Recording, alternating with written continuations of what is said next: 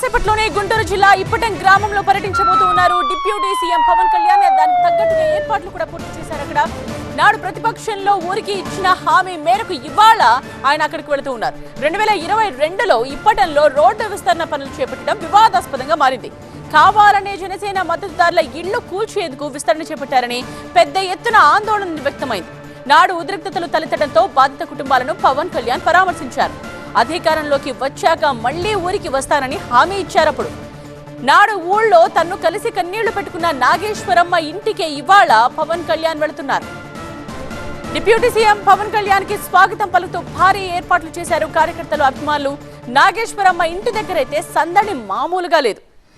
అక్కడ ఉన్న సిట్యుయేషన్ గురించి మా కరెస్పాండెంట్ శ్రీధన్ మరింత రిపోర్ట్ చేస్తారు. 2022లో రోడ్డు విస్తరణలో భాగంగా అప్పటి వైసీపీ ప్రభుత్వం ఇక్కడ ఇప్పటం గ్రామంలో, అంటే మంగళగిరి నియోజకవర్గంలోని ఇప్పటం గ్రామంలో మొత్తం ఇండ్లన్నీ కూడా కూల్చివేయడంతో అప్పుడు ఆ గ్రామస్తులు మొత్తం కూడా పూర్తిగా ఆందోళన దిగారు.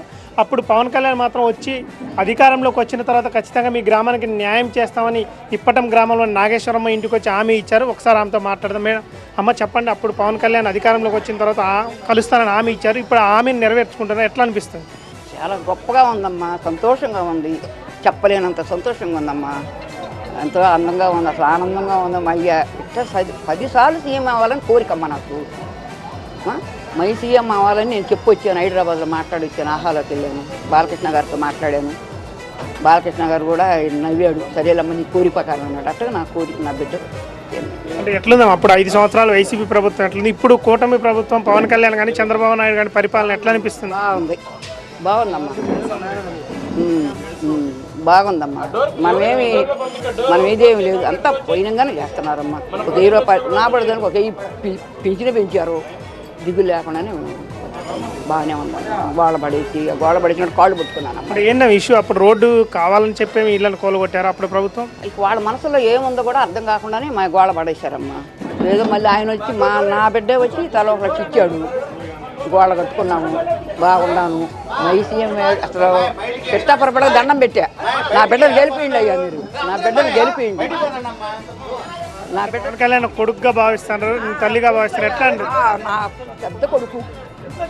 మరి కొద్దిసేపట్లో ఇక్కడికి రానున్నారు. మీ ఊరికి సంబంధించిన సమస్యలు ఏమైనా పవన్ కళ్యాణ్ దృష్టికి తీసుకెళ్లే అవకాశం? ఏమి లేవమ్మా, ఆయన వస్తమే నాకు ఇంట్లో దేవుడు వస్తున్నాడు కమ్మా, నా ఇంట్లో దేవుడు వస్తున్నాడు. అది నా సంతోషం, చాలా సంతోషంగా ఉందమ్మా.